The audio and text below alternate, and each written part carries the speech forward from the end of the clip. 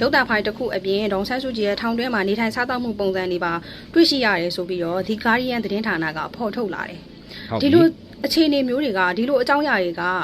တာမန်မျိုးနဲ့ဆင်ခရိုင်ဆင်ဖဲသီးတွေလုပ်လို့ရတဲ့အရာမျိုးမဟုတ်ဘူး။ဟိုကျမတို့ပြည်တော်စုဆင့်ထဲမှာအသားတွေကလောက်တွေရှိနေပြီလား။ဒီလိုအသားတွေကလောက်တွေမရှိဘဲနဲ့ဒီလိုနိုင်ငံတော်ဆင့်လျှို့ဝှက်ချက်တွေပေါက်ကြားနေပြီလားဆိုတာကျမတို့စိုးရင်ရတယ်။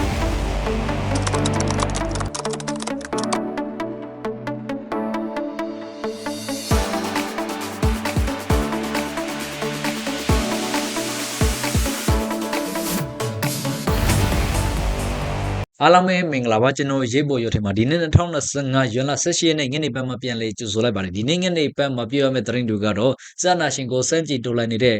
ရုပ်ရှင်သရုပ်ဆောင်အဆိုတော်နဲ့အနုပညာရှင်စစ်တောင်းကိုစက်ကောင်စီကနိုင်ငံသားအဖြစ်မှာရက်စဲလိုက်တဲ့ဆိုတဲ့သတင်းနဲ့ဒေါအောင်ဆန်းစုကြည်နဲ့သမရဦးဝမ်းမင်းတို့ဤတရက်ခွန်အမှုရင်ဆိုင်နေတဲ့ CCTV မှတ်တမ်းဗီဒီယိုနဲ့လူထုခေါင်းဆောင်ဤထောင်တွင်းနေစဉ်နေထိုင်မှုရုပ်သံတွေကိုထပ်ပေါ်နေပါတယ်ဆိုတာနဲ့ပတ်သက်ပြီးတော့ကျွန်တော်ပြောရမှာဖြစ်ပါတယ်ဆိုတော့နောက်မှာပြောမယ့်သတင်းကတော့ချင်းပြည်နယ်တွင်ဝန်ကြီးချုပ်ဒေါက်တာဟိုစွမ်းထံဝန်ကြီးနေလင်းအောင်စစ်ဗျူဟာမူစိုးဝမ်းထွန်းတို့ကပြည်နယ်အစိုးရဒိန်တာများချက်ပေးရန်ကုမ္ပဏီများကိုတင်းထောင်ချီပြီးတော့ဗောနော်ရာချီထောင်ချီပြီးတော့လက်ထုခန့်နေလို့သိရပါတယ်ဒါကိုကျွန်တော်တို့ဒီနေ့ညနေဘက်မှာပြောရအောင်ဆိုတော့ဒီနေ့ပထမဆုံးကတော့အရင်ဆုံးပြောရမှာကတော့ဒေါန်ဆန်းစုကြည်နဲ့ပတ်သက်ပြီးတော့အရင်ဆုံးပြောအောင်အခုချိန်မှာရွတ်တဖန်ထွက်လာတာကတော့အားလုံးလည်းမြင်ပြီးသားဖြစ်မှာပါဒါကတော့ဒေါန်ဆန်းစုကြည်နဲ့သမရဦးဝင်းမင်းတို့ဤတရက်ခွန်းအမှုရင်ဆိုင်နေတဲ့ CCTV မှတ်တမ်းဗီဒီယိုနဲ့လူထုခေါင်းဆောင်ဤထောင်တွင်းနေစဉ်နေထိုင်မှုမှတ်တမ်းမြတ်ကိုကာဒီယသတင်းဌာနတို့ပေါက်ကြားလာတယ်လို့သိရပါတယ်ဒီကာဒီယသတင်းဌာနကဘေးကနေပေါက်လာတယ်ဆိုတာကိုတော့ကျွန်တော်တို့အသေးစိတ်ကိုတော့သိရှိနိုင်ဖို့စုံစမ်းနေစေဖြစ်ပါတယ်ဆိုတော့ဒီထက်မှာလည်းဒီဟာနဲ့ပတ်သက်ပြီးတော့ဟိုဖက်က lobby တွေစစ်တဲ့ lobby တွေကတော့ပေါက်ကွေးနေကြပြီဘာလို့လဲဆိုလို့ရှိရင်တော့နိုင်ငံတော်အစိတ်အကြီးအကဲတွေကဒီထဲမှာဖရဲသီးရှိတယ်ကျွန်တော်တို့လောင်းဝက်ကိုလောင်လို့မရတော့ဘူးအခြေအနေမျိုးကိုတော်လေးကိုစူးနေရပြီဆိုပြီးတော့ဟဲ့နေကြပြီဒေါအောင်ဆန်းစုကြည်နဲ့သမရဦးဝင်းမင်းတို့ဤတရက်ခွန်အမှုရင်ဆိုင်နေတဲ့ CCTV မှတ်တမ်းထက်ကဒေါအောင်ဆန်းစုကြည်နေစဉ်လောရှာမှုတဲ့ပတ်သက်ပြီးတော့သတင်းမီဒီယာတွေကဖော်ပြချက်အရာကိုကျွန်တော်တို့ပြင်ပြီးတော့ဖတ်ကြည့်အောင်ပါကြည့်အောင်ပါဒီဟာကတော့ကျွန်တော်ဖတ်ရမှာကတော့ခေတ်သစ်မီဒီယာသတင်းဌာနကဖော်ပြတာဖြစ်ပါတယ်ဆိုတော့ဒီထက်ကဒေါအောင်ဆန်းစုကြည်နဲ့သမရဦးဝင်းမင်းတို့ဤတရက်ခွန်အမှုရင်ဆိုင်နေတဲ့ CCTV မှတ်တမ်းဗီဒီယိုနဲ့လူထုကောင်းဆောင်ဤနှစ်ထောင်တွင်းမှာနေစဉ်နေထိုင်မှုမှတ်တမ်းများနဂနီယာသတင်းဌာနတို့ပြည်သူရင်ခွန်အဖွဲ့မှတစိမ့်ကိုပေါ်ကြားလာကြောင်းအဆိုပါသတင်းဌာနကသတင်းဖော်ပြပါတယ်။ဒီဟာကတော့မြန်မာတရားခွန်အတွက်မှာဒေါ်ဆန်းစုကြည်ချေချာပါဗီဒီယိုဖန်နဲ့သူမဤနေစဉ်အကျဉ်းထောင်များရင်းစံဆိုင်ရာမှာအသေးစိတ်မှာမတ်တမ်းများကိုနဂနီယာကရရှိခဲ့ပြီးတော့အသက်80ပြီးမွေးနဲ့နင်းကပ်လာခြင်းအတွက်ဖြိုးချခံခဲ့ရသောအယက်သားခေါင်းဆောင်ဤဘဝအကြောင်းကိုတစ်ဆက်တစ်စောင်းကိုဖော်ပြထားပြီးဖြစ်ပါတယ်ကနေဒီယာကဖော်ပြထားတဲ့ CCTV မှတ်တမ်းဗီဒီယိုများထဲမှာ2020ခုနှစ်ဩဂုတ်လနဲ့ဒီဇင်ဘာလအတွင်းဖြစ်ပြီးတော့သမရဦးဝင်းမင်းနဲ့ဒေါအောင်ဆန်းစုကြည်တို့တရက်ခွန့်တွင်အမှုရင်ဆိုင်ရသည့်နေရသည့်မင်ကွမ်းများကိုပြတ်သားထားတာတွေ့ရပါတယ်ဆိုတော့ဒီထဲမှာဒေါအောင်ဆန်းစုကြည်ဤအကျဉ်းထောင်အတွင်းမှာနေစဉ်နေထိုင်မှုမတမ်းများတွင်သူမတစ်နှစ်တာမှာနနေ့4နာရီ30မိနစ်အချိန်မှစတင်ကည8နာရီ30မိနစ်တွင်ပြီးဆုံးသည့်ခုသိရှိရဖော်ပြထားပါတယ်ဆိုဒီထဲမှာဒေါန်ဆန်းစုကြည်ဒီနနေ့တည်းမှာတနာရီကျော်တရားထံပြီးတော့ညတန်းမှာလက်ကျင်ခန်းအဖြစ်အခန်းအတွင်းမှာလမ်းလျှော့ကြောင်းနေ့စဉ်ပရိဆက်ကြောင်းသိရှိရပါတယ်ဆိုတော့ဒီရုပ်သံဖန်ထဲမှာဖော်ပြမင်းတွေ့ရတဲ့ဟာနဲ့ပြီးတော့ပြောပြတာဖြစ်ပါတယ်ဒီထဲမှာမတန်းတစ်ခုတွင်နင်းလေးစာအဖြစ်ထမင်းနှစွမ်းကျက်သားငါးသားလောင်းဟင်းချူချောကလက်နှစ်ခုနဂမုတ်သီးအတွက်အနှင်းငယ်တို့ကိုစားသုံးကြောင်းသိရှိရပါတယ်။ပုံမှန်အပြင်ဒေါအောင်ဆန်းစုကြည်ကအစားနေပြီးနည်းနည်းစာအတွက်ကကျဥကျော်နည်းလေစာအတွက်ကတော့ထမင်းအနှင်းငယ်နဲ့အသားနဲ့ငါးတို့ကိုစားကြောင်းညက်စာအတွက်ကတော့ပုံမှုစားကြောင်းရေးသားထားပါတယ်။ဒေါအောင်ဆန်းစုကြည်ဒီဆရာနာသိန်းချင်းက2020ခုနှစ်မှာစတင်ရွယ်စစ်တပ်ကထုတ်ဝေနေသော သတင်းစာများကို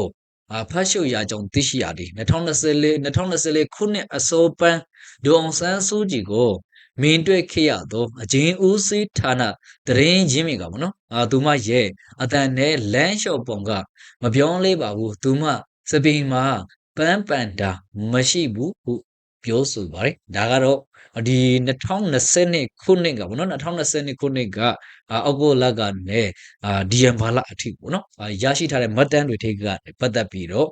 ကန်နီယာသတင်းဌာနကဖော်ပြထားတဲ့အကြောင်းတွေကိုရုပ်သံဖန်သတင်းထဲမှာမြင်တွေ့ရတဲ့အကြောင်းတွေနဲ့ပတ်သက်ပြီးတော့ဒီထဲမှာသတင်းစာထဲမှာရေးသားဖော်ပြတာဖြစ်ပါတယ်ဒါကတော့ကျွန်တော်တို့ပြည်သူအချစ်တော်ဒေါအောင်ဆန်းစုကြည်ပြည်သူခေါင်းဆောင်ပြည်သူလူထုခေါင်းဆောင်ပေါ့နော်ဒေါအောင်ဆန်းစုကြည်နဲ့နေပုံထိုင်ပုံကျွန်တော်တို့ပြည်သူသမရဦးဝင်းမင်းတို့ရဲ့ဘလူတွေရင်ဆိုင်ခဲ့ရလဲဆိုတာကိုဖော်ပြချက်ရပါတော့ကျွန်တော်မြင်တွေ့ရဖြစ်ပါတယ်ဆိုတော့အဲ့ဒီနောက်မှာပြင်ပြီးတော့ပြောချင်တာကစက်ကောင်စီကတော့ဒီအောင်ဆန်းစုကြည်ကိုဘယ်လောက်ထိကြောက်နေလဲပြီးရင်ဒီထက်မှာစစ်တပ်တွေကအကြီးအကဲတွေဖျဲသီးတွေဘယ်လောက်များလဲဆိုတာကိုကျွန်တော်တို့ဒီထဲမှာရုပ်တံဖန်တွေဖော်ပြနေတာဖြစ်ပါတယ်ဟိုဖိတ်ရက်ကွက်မှာကတော့လောင်ချက်ကတော့မင်းနဲ့တော့နော်တော်တော်လေးကိုလောင်ကြတာနောက်မှလည်းဘလူတွေလောင်ကြလဲဆိုတာကိုတော့ကျွန်တော်တို့ဆက်ပြီးတော့ကြည့်ရမှာဖြစ်ပါတယ်ဆိုတော့နောက်တစ်ခုကတော့အခုပြင်ပြီးတော့ကြည်ရမယ့်သတင်းကစာနာရှင်ကိုစန့်ကျင်တော်လှန်နေသောရုပ်ရှင်တရုပ်ဆောင်အဆိုတော်နဲ့အနုပညာရှင်စစ်တောင်းအုပ်ကိုစက်ကောင်စီကနိုင်ငံသားအဖြစ်မှရက်စဲလိုက်ပါတယ်လို့သိရပါတယ်ဒါကတော့ယနေ့နေ့ပန်းစေနာရီဝမ်းကျင်မှစသည်ရွက်စစ်တပ်၏ Telegram Channel များအားလုံးတွင်စက်ကောင်စီကိုစန့်ကျင်တော်လှန်ရေးပြပနိုင်ငံများသို့ရောက်ရှိနေသောရုပ်ရှင်တရုပ်ဆောင်အဆိုတော်နဲ့အနုပညာစစ်တောင်းအုပ်ကိုစက်ကောင်စီကနိုင်ငံသားအဖြစ်မှရက်စဲသည့်ထောက်ပြန်ချက်များကိုဖြန့်ဝေလာခြင်းဖြစ်ကြောင်းသိရှိရပါတယ်။ယင်းထောက်ပြန်ချက်တွင်မြန်မာနိုင်ငံ၏အကျိုးကိုဖိခတ်စေနိုင်သောလောဆောင်ချက်များပြုလုပ်ခဲ့ကြသဖြင့်1982ခုနှစ်မြန်မာနိုင်ငံသားဥပဒေပုံမှ60ခွန်းအရဖွဲ့စည်းထားတဲ့ဗဟိုအဖွဲ့ကပုံမှ68ပါလောပိုင်ခွင့်ကိုကျင်းသုံးလျက်ပုံမှ36ဖြင့်ရုပ်ရှင်တရုပ်ဆောင်အဆိုတော်နဲ့အနုပညာရှင်စစ်တောင်းအုပ်ကိုနိုင်ငံသားအဖြစ်မှရက်စဲကြောင်းစစ်ကောင်စီကထုတ်ပြန်ထားပါတယ်ဒီထဲမှာစက်ကောင်စီနိုင်ငံသားအဖြစ်မှရက်စဲလိုက်သောရုပ်ရှင်တရုပ်ဆောင်အဆိုတော်နဲ့အနုပညာရှင်စစ်တောင်းအုပ်တွင်အဆိုတော်ဖြူဖြူကျော်သိန်းဒါရိုက်တာနာကြီးဒါရိုက်တာကိုပေါ့အဆိုတော်လင်းအဆိုတော်ချမ်းရုပ်ရှင်တရုပ်ဆောင်အကယ်ဒမီပန်ဖြိုးသူပြင်အနုပညာရှင်မျက်နှုတ်အဆိုတော်အာယာနေအနုပညာရှင်ခါရာပြင်ရုပ်ရှင်တရုပ်ဆောင်ရင်ဝမ်းအဆိုတော်ဝမ်းနန်ဆိုဒါရိုက်တာပြည်ဟင်းတီဟာပြင်တရုပ်ဆောင်အောင်မင်းမြတ်ပေါ့နော်အောင်မင်းမြတ်တော့ပါဝင်ကြောင်းသိရှိရပါဒီထက်မှာသူတို့ရဲ့နာမည်အရင်ကိုခမ်းမတာဆိုလို့ရှိရင်ခွန်းလို့နားလေးပေးကြပါဆိုတော့ဒီကဖလက်ရက်မရှိတဲ့အတွက်ကြောင့်ပေါ့နော်ခွန်းလို့နားလေးပေးကြပါဆိုတော့ဒီက2020ခုနှစ်အတွင်းလဲစစ်ကောင်စီကအမျိုးသားညီညွတ်ရေးအစိုးရUNG ဝန်ကြီးများအပါဝန်တိုလန်ရေးအတွက်ပါဝင်နေသူများကိုနိုင်ငံသားအဖြစ်မှရက်စဲကြောင်းထောက်ပြန်ကြေညာခဲ့ခြင်းဖြစ်ပါတယ်လို့ဒီကျွန်တော်တို့သတင်းမီဒီယာတွေကလည်းဖော်ပြတာတွေ့ရပါတယ်ဆိုတော့ဒီဟာကတော့စစ်ကောင်စီကဘယ်လိုပဲထောက်ပြန်ဒီဟာကကျွန်တော်တို့နိုင်မေဆိုလို့ရှိရင်ကျွန်တော်နိုင်ငံပြည်ပြန်ပြီးတော့ဖြစ်မှာဒီကောင်တွေကိုပြန်ပြီးတော့မောင်းထုတ်လာရတယ်ဆိုတာကိုဒီဟာကတော့မရမှာဖြစ်ပါတယ်ဒီကောင်တွေကိုစက်ကောင်စီကိုမမောင်းထုတ်နိုင်ဘူးဆိုလို့ရှိရင်ဒီဟာကကျွန်တော်တို့တော်လန်ဒီအနုပညာရှင်တွေဒီနာမည်တက်ပြီးတော့နိုင်ငံသားအဖြစ်ပေါ့နော်ရက်စေးလက်တဲ့သူတွေထိမဟုတ်ပါဘူးတော်လန်နေတဲ့သူတွေအားလုံးကကျွန်တော်တို့ဒီဟာကနိုင်ငံမှာနေခွက်နေရင်တောင်မှလောင်းဝက်ကိုခွေးဖြစ်နေရမှာဆိုတော့ဒီလိုမျိုးကိုပြည်သူတွေအားလုံးကလည်းလက်ခံနေသိတယ်ဆိုတော့ဒါကိုစက်ကောင်စီကိုပြော့အောင်ထိသူတို့ကိုနိုင်ငံပန်မဖြစ်အောင်ထိသူတို့ကိုကျွန်တော်တို့လက်အောက်မှာနေအောင်ထိကိုကျွန်တော်လောက်ရမှာဒီဟာကနောဆောင်လန်းဖြစ်တယ်ဆိုတာကိုတော့အသေးချာကိုကျွန်တော်အမေတန်းပြောလို့ရရှိပါတယ်ဒီဟာကအနုပညာရှင်တွေကိုနိုင်ငံသားအဖြစ်ရက်စေးတာထက်ကျွန်တော်တို့တော်လိုင်းပိုလန်ပြည်သူအားလုံးကိုရက်စေးပြီးသားဖြစ်ပါတယ်ဒီကောင်တွေကတော့နော်ဆိုတော့ဒီဟာကသူတို့ရဲ့အတွက်ကတော့ထိရောက်မှုတွေအဲ့လောက်မဖြစ်လို့ဘူးထင်ပါတယ်နော်ဆိုတော့သူတို့ရဲ့အတွက်ကတော့အဲ့လောက်ထိလို့တက်ရောက်မှုမရှိဘူးသူတို့အပေါ်မှာတက်ရောက်မှုမရှိလို့ဘူးထင်ပါတယ်ဆိုတော့ဒီဟာကတခုပေါ့နောက်တစ်ခုကချင်းပြည်နယ်မှာအခုတင်တာများရှုပ်လို့ရပါတယ်လို့သိရပါတယ်ဒီဟာကတင်တာရချင်ရင်တင်းထောင်ချပြီးတော့ဘယ်သူစီကိုရှော့ရမလဲဘယ်သူစီကိုတင်ရသိလက်ထူရမလဲဆိုတာကိုဒီပြည်သူစစ်ကောင်စီလက်အောက်ခံကပေါ့နော်သတင်းရင်းမြစ်တွေစီကသိရှိရတာကိုပြင်ပြီးတော့ပြောပြပါမယ်ဒါကတော့ချင်းပြည်နယ်မှာဒေတာဖွံ့ဖြိုးရေးတင်တာတွေခုံနေပါပြီတဲ့အဲ့ဒီမှာချင်းပြည်နယ်အိုးအင်းအာကတမဝါရမပေါ့နော်တမဝါရမကျဲလက်ဖွံ့ဖြိုးရေးလမ်းကြီးချက် ပြီးရင်လန်ဦးစီနတ်တလာစီမြောင်းဌာနပေါင်းဆောင်ကလည်းတင်တာတွေခေါ်တာလို့သိရပါတယ်ရှော့တာကလည်းဒေသကကော်မတီနေရာလောက်ကိုရှိနေတယ်လို့သိရပါတယ်ဆိုတော့အဲ့ဒီမှာဘာဖြစ်လဲဆိုတော့ဒီနေ့တင်တာတွေကစစ်ဗျူဟာမှုစူးဝမ်းထွန်းပြီးရင်ဘူမိုးအာကာဂျိုမှုနဲ့လမ်းပန်းပေါ့နော်လမ်းပန်းဆက်သွယ်ရေးဝန်ကြီးနေလင်းအောင်ပြီးရင်တက်ထွက်နဲ့ညှဉ်းနှန်းမှုတွေပြုတ်လုပ်ပြီးတော့တင်တာလုပ်ငန်းများကိုသူတို့အတွေးဖက်ကုမ္ပဏီများကိုပေးပြီးတော့တင်တာပွေးစားလုပ်ကြတယ်လို့သိရပါတယ်တင်တာရဖို့အတွက်ဆိုရင်ကုမ္ပဏီတွေကသူ့ထက်ငါအပြန်အဆန်နဲ့ငွေကျပ်သိန်းထောင်ချီပြီးတော့လက်ပေးရတာတဲ့ဒီနာအပြေးအသက်စရင်မထုတ်ရသေးဘူးတဲ့ဆိုတော့ဘယ်သူတွေကမှရမယ်ဆိုတာကလည်းသိနေရပြီဟုဘယ်သူတွေကရမယ်ဆိုတာကလည်းသိနေရပြီဟုချင်းပြည်နေကစက်ကောင်စီတရင်ရင်းမြစ်ကပြောဆိုပါဒီဟာကခုတလောစက်ကောင်စီလောက်မှာဖြစ်ပျက်ခဲ့တဲ့ဟာပေါ့နော်တင်တာတွေကိုကြားနေပြီလို့သိရပါဒီဟာကဒီထဲမှာပြင်ပြီးတော့ပြောတာကတော့တင်တာတွေကကက်ဘိနက်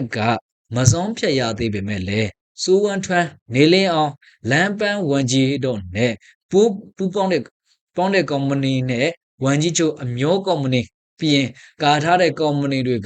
အောင်ပွဲခံနေကြပြီလို့သိရပါတယ်ဘေးကုမ္ပဏီကရတယ်ဆိုတာကမထွက်ရသေးဘူးဟုအဆိုပါသတင်းရင်းမြစ်ကပြောဆိုပါဒီဟာကတော့သူတို့ရဲ့နှင်းဆက်သူတွေအဖို့ဝန်တွေစီကနေပေါ့နော်ဒီဟာကစက်ကောင်စီလက်အောက်ကလူတွေကတော်တော်လေးကိုပြောနေကြပြီအောင်ပွေးပါခံနေကြပြီလို့သိရပါတယ်ဒီဟာကတင်တာကိုသူတို့ရမယ်ဆိုတာကိုတော့သူတို့လုံးဝကိုယုံကြည်တဲ့အတွက်ကြောင့်သူတို့အမျိုးတွေဒ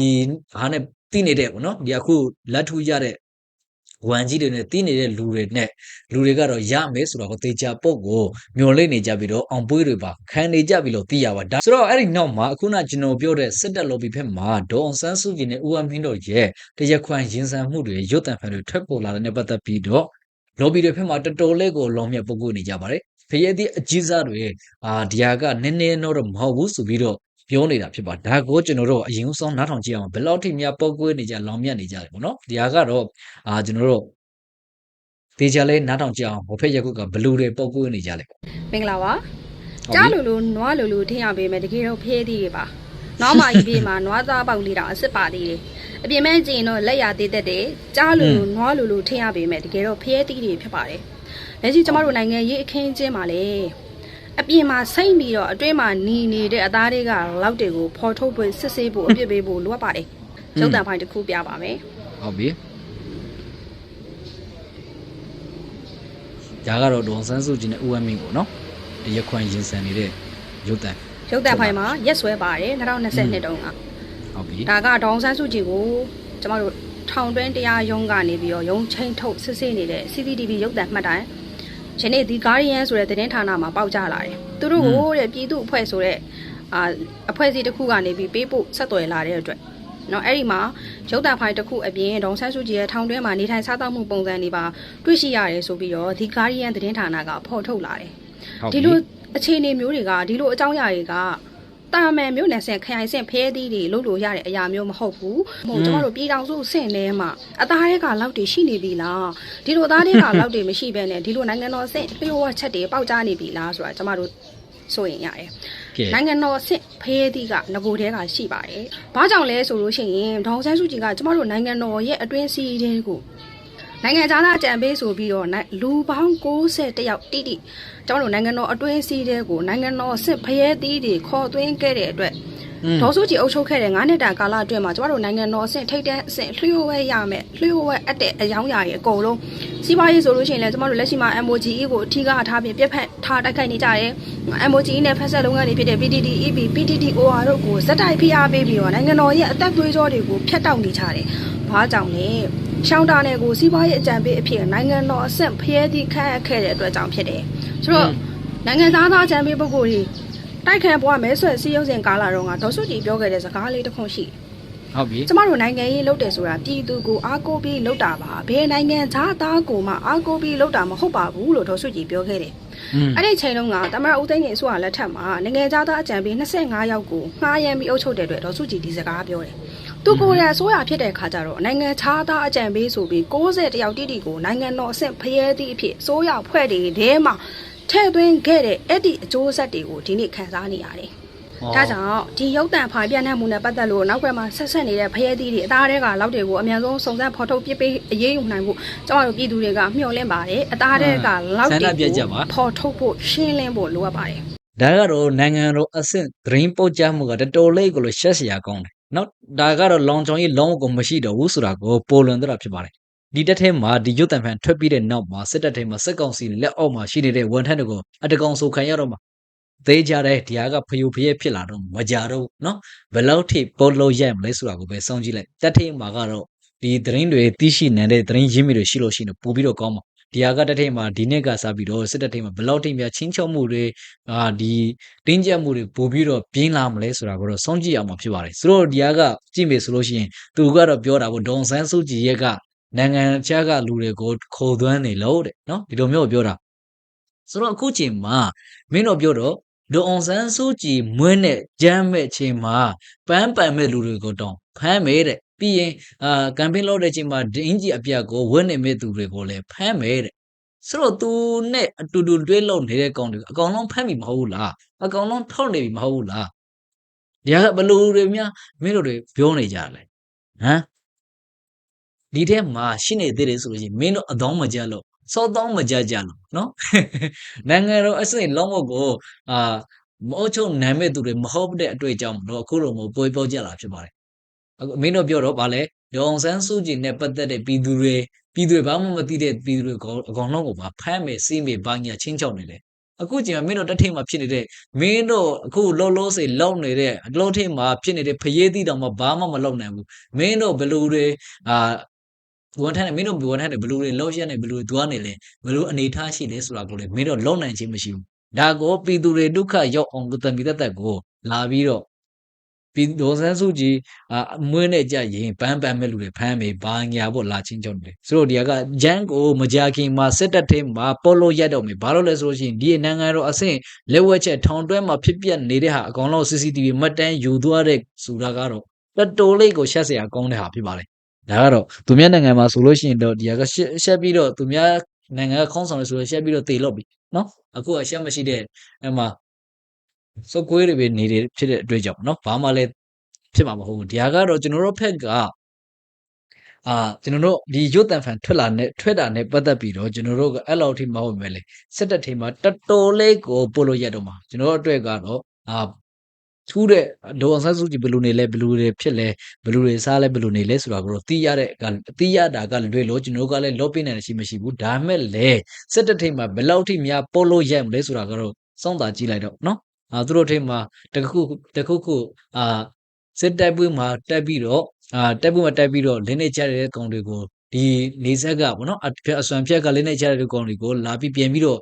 သူတို့တက်ထင်မှာရောက်လာတဲ့အချိန်မှာအဖမ်းခံရပြီးတော့ဘယ်လောက်ထိနစ်ဆက်ခံရလဲဘယ်လောက်ထိမလောက်ခံရလဲဒီလိုမျိုးကိုဒဏ်ပေးဒဏ်ခတ်ခံရလဲဆိုတာကိုအားလုံးသိတဲ့အတိုင်းပဲအခုချိန်မှာနိုင်ငံတော်အဆင့်ထွက်နေတဲ့ဟာနိုင်ငံတော်အဆင့်ရုပ်တံနိုင်ငံတော်အဆင့်ကလက်ဝဲချက်ကိုတီးထွက်လို့ပေါက်ကြလာတဲ့ဟာဘလောက်ထိများသူတို့တထင်းမှာစူပူနေမလဲစူညံ့နေမလဲပူထက်နေမလဲဆိုတာကိုတော့ကျွန်တော်တို့စဉ်းစားတာကြည့်စစ်ကောင်ဆောင်မင်းအောင်လိုက်ဘလောက်ထိများဒုက္ခတွေရောက်မလဲဘာလို့လဲဆိုရင်အခုချိန်မှာကျွန်တော်ဘေးနားမှာကျွန်တော်ကိုလောကြံမဲ့သူတွေအများပြားရှိနေတယ်ဆိုတာကိုတော့လုံးဝကိုကောင်းအဲ့လောက်ကိုမရတော့ဘူးထင်ပါတယ်ဒါကတော့လူလုံတိတက်တယ်ဆိုလို့ရှိရင်တော့ဒီဟာကအဲ့လောက်ပြုံမဲ့အရာမဟုတ်ဒါပေမဲ့လည်းသူကတော့နော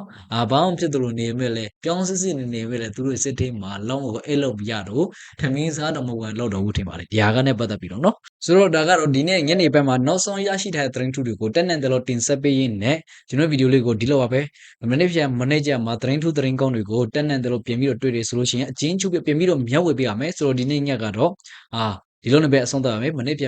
မှသတင်းထူးအပြည့်ဆောင်ပေါ့နော်သတင်းထူးအပြည့်ဆောင်ကိုပြင်ပြီးတော့တင်ဆက်ပေးရမယ်ပြောရင်းနဲ့ကျွန်တော်ဗီဒီယိုလေးကိုအမေရိကန်ကြည့်ရှုအားပေးနေကြတဲ့တော်လန်ပြည်သူများအားလုံးကိုလည်းကိုယ်ကြမှာချင်းဆဲချမ်းသာခြင်းနဲ့ပြည့်စုံကြပါစေ